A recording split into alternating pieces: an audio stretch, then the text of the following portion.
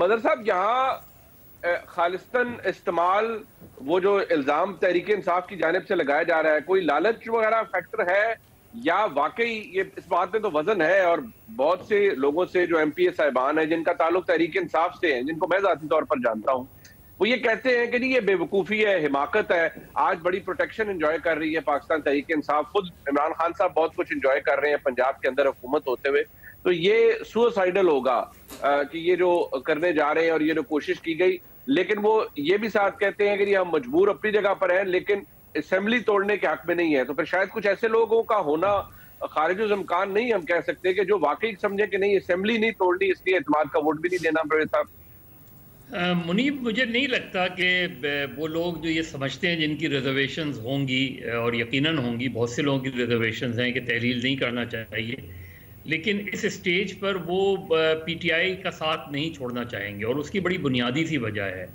कि उन्हें नज़र आ रहा है कि पंजाब में और ओवरऑल पीटीआई की पॉपुलैरिटी का जो भी, चाहे वो आप उसे दावा कहें या सर्वेस कहें, जो पीटीआई की पॉपुलैरिटी है, उस पॉपुलैरिटी के वक्त में वो पीटीआई को छोड़ के क्या हासिल करेंगे।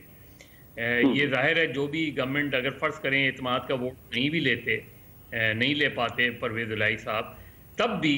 उनकी गवर्नमेंट, जो भी पीडीएम की गवर्नमेंट बनेगी, वो कितने अरसे के लिए बनेगी? उसके बाद तो जनरल इलेक्शन होने ही हैं। तो या तो वो इतना बड़ा रिस्क लेंगे जो हमने पहले देखा जब ज़िमनी इलेक्शन हुए थे, 20 में से 15 सीटों के में हार गई पीएमएलएन। तो मुझे नहीं लगता, जो है पूरे उससे तो नहीं कह सकता वसूख से, लेकिन मुझे लगता नहीं है कि पीटीआई के इतनी बड़ी तादाद में, जितनी जावेद लतीफ़ साहब तो बहुत ज़्यादा बता रहे हैं, लेकिन मुझे नहीं लगता कि पीटीआई के लोग जो है इस स्टेज पर जो है साथ छोड़ेंगे। कोई एक आध अगर साथ छोड़ जाए तो अलग बात है। और ये बहुत बड़ा रिस्क है कि अगर परवेज़ इलाही एतमाद का वोट ले लेते हैं तो पीडीएम कहाँ खड़ी होगी फिर? क्योंकि पीडीएम इससे पहले भी जब हमजा शहबाज वाला अटेम्प्ट हुआ था, उसके जो नताइज निकले वो पीडीएम के लिए और बुरे निकले, और पीडीएम से मुराद फिर ये कि पीएमएलएन के लिए बहुत निकले। तो अगर कल जाके वो परवेज़ इलाही दोबारा एतमाद का वोट ले लेंगे, तो आप मुझे बताएं कि अगले इलेक्शन से पहले जो सूरत हाल बनेगी, उसमें पीडीएम फिर किधर खड़ी होगी और पीएमएलएन फिर कहाँ खड़ी होगी? क्योंकि बैक टू बैक डिफीट जो है वो किसी भी पार्टी के लिए जो है बहुत बड़ा सेटबैक होती है, ख़ासतौर पे आम इंतखाबात से पहले। तो ये खुद इनके लिए भी, पीएमएलएन के लिए बहुत बड़ा रिस्क है। अगर वो इसमें कामयाब हो जाते हैं और चौधरी परवेज़ इलाही एतमाद का वोट नहीं ले पाते, तो ज़ाहिर है पीडीएम इस पर ज़ाहिर है जश्न मनाएगी उसमें। लेकिन उसके बरखिलाफ अगर वो एतमाद का वोट ले लेते हैं तो पीडीएम के लिए अगला इलेक्शन और मुश्किल हो जाएगा। देखिए मदर साहब, ये बात आपकी अपनी जगह दुरुस्त है, लेकिन जो शायद मुल्क के हालात इस वक्त हैं, क्या ये फैक्टर है कि इमरान खान साहब की जमात भी शायद अगर इख्तिदार में है,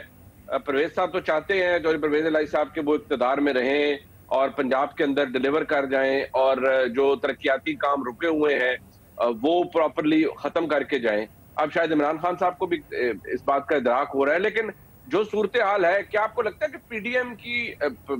मियां जावेद लतीफ साहब की बात से तो लगता है कि पीडीएम वाकई ठीक है, ये चाहते हैं पंजाब में, लेकिन क्या वाकई चाहते हैं? क्योंकि वफाक के अंदर तो हुकूमत लेकर जो गले में पड़ा ढोल है वो बजाया जा रहा है और तमाम बुरे फैसले यानी मुश्किल फैसले करने हैं, उनका बैकलैश भी आना है, उनका ब्रंट भी फेस करना है, आवाम से भी बुरा भला सुनना है। तो क्या पंजाब के अंदर वाकई पीडीएम चाहती है कि वो इक़्तिदार में आए? मेरे ख्याल में मुनीब, अगर ये नहीं होता तो फिर शायद जब वोट ऑफ नो कॉन्फिडेंस आई थी इमरान खान के खिलाफ, तो फिर उस वक्त उसके बाद ये फौरी इलेक्शन में चले जाते और वो पीरियड था जब पीडीएम को बहुत फ़ायदा होता अगर फौरी इलेक्शन में चले जाते। इतना लेट डिले करने के बाद, और फिर उसके बाद एक अटेम्प्ट तो की थी ना उन्होंने हमजा शहबाज को चीफ मिनिस्टर बनाने की। इसका मतलब ये वो चाहते थे, और अगर उस वक्त वो चाहते थे तो अब क्यों नहीं चाहेंगे? वो सेकंड अटेम्प्ट भी चाहेंगे कि उसमें, लेकिन इसमें भी सेकंड अटेम्प्ट में जो है वो रिस्क एलिमेंट तो अपनी जगह है। जो पीडीएम को थोड़ा एडवांटेज हो सकता है वो ये कि अगर पीटीआई और पीएमएलक्यू के दरमियान सीट एडजस्टमेंट आइंदा इलेक्शन का नहीं हो पाता, जिसकी कोशिशें हो रही हैं, बल्कि ये भी खबरें आई हैं कि मर्जर की बात हो रही है, कि पीटीआई और पीएमएलक्यू जो है पीटीआई में मर्ज कर जाए, जो कि बहुत बड़ा जो है वो चैलेंज होगा परवेज़ इलाही साहब के लिए और पीएमएलक्यू के लिए। लेकिन अगर इनमें ये तय नहीं हो पाता तो फिर मेरा ख्याल है फिर पीडीएम को ये एडवांटेज हो सकती है, क्योंकि पीएमएलक्यू और पीटीआई के दरमियान अगर ये ब्रेकअप हो जाता है, वो कि मोनिस इलाही तो कम्प्लीटली इस वक्त पीटीआई का साथ देने के लिए तैयार हैं बिल्कुल। और मैं हैरान नहीं हूँगा कि वो इस ऑप्शन पर भी देख रहे हों कि अपना ग्रुप भले लड़े, लेकिन ये इंतखाबात अगर हम बल्ले के निशान पे लड़ लें तो उसमें क्या हर्ज होगा। तो ये मेरा ख्याल है ये बहुत ज़्यादा पंजाब के अंदर जो पॉलिटिकल समरसॉल्ट हैं वो बहुत ज़्यादा माजी में भी रही हैं, लेकिन इस तरह की समरसॉल्ट हम देखते रहे हैं। लेकिन ये जो भी वोट ऑफ कॉन्फिडेंस होगा ये दोनों जमातों के लिए, यानी दोनों इत्तेहादी हुकूमत के लिए भी और पंजाब की इत्तेहादी हुकूमत के लिए भी, दोनों के लिए बड़ा टेस्ट होगा आइंदा इंतखाबात के लिए, क्योंकि ये एक आखिरी चीज़ होगी बिफोर द जनरल इलेक्शन